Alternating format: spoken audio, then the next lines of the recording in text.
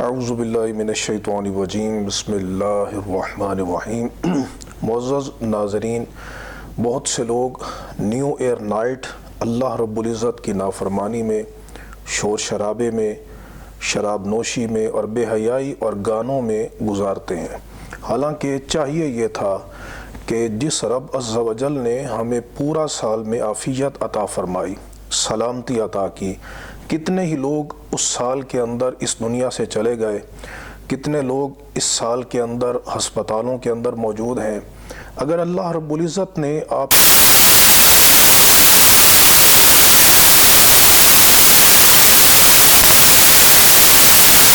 عزت کی اس نعمت کی قدر کریں اور اس کی نعمت کی ناشکری نہ کریں، اللہ تبارک و تعالیٰ نے قرآن مجید فرقان حمید کی سورۃ ابراہیم کی آیت نمبر 28 میں ان لوگوں کی مذمت کی ہے کہ جو اللہ رب العزت کی نعمت کو ناشکری کے ساتھ تبدیل کر دیتے ہیں۔ ارشاد فرمایا الذین بدلوا نعمت اللہ کفرا،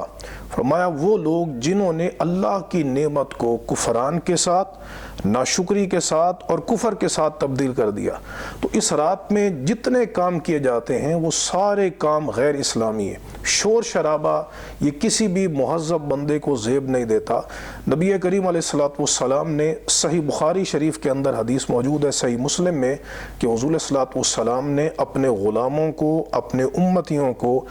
بازاروں میں شور شرابہ کرنے، آوازیں کسنے سے حضور نے منع فرمایا، اور ارشاد فرمایا ایاکم وحیشات الاسواق، فرمایا کہ تم بازاروں میں شور شرابہ کرنے سے، بد تہذیبی کرنے سے، بد اخلاقی کرنے سے تم بچو۔ اور تورات میں جو نبی کریم علیہ السلام کی نمایاں صفت موجود ہے، صحیح بخاری کے اندر موجود ہے، کہ تورات کے اندر جو حضور کی شان ہے وہ یہ کہ ولا صخاب فی الاسواق، حضور بازاروں میں شور کرنے والے نہیں۔ اور پھر اگر بے حیائی ساتھ ہو، گانے ہوں، شراب نوشی ہو، تو یہ اللہ کے غضب کو دعوت دینے والی بات ہے، چونکہ اللہ تبارک و تعالیٰ نے قرآن مجید میں ارشاد فرمایا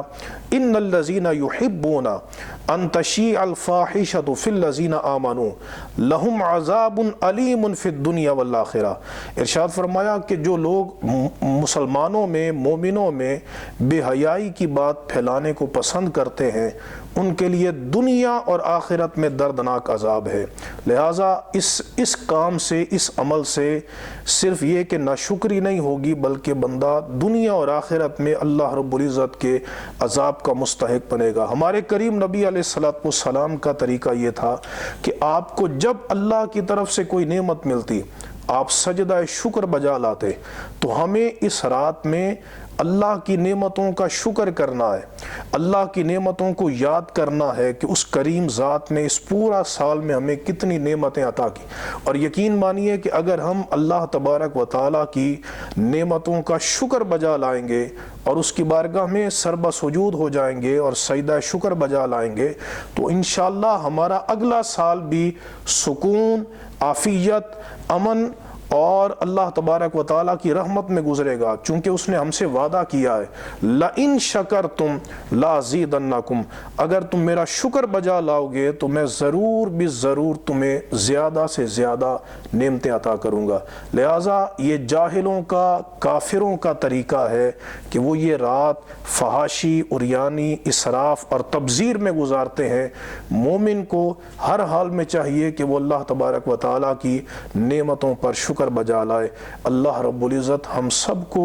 یہ رات، نیو ایئر نائٹ جو رات ہے، ہمیں یہ اپنی اطاعت اور بندگی میں گزارنے کی توفیق عطا فرمائے۔ وآخر دعوانا ان الحمد للہ رب العالمین۔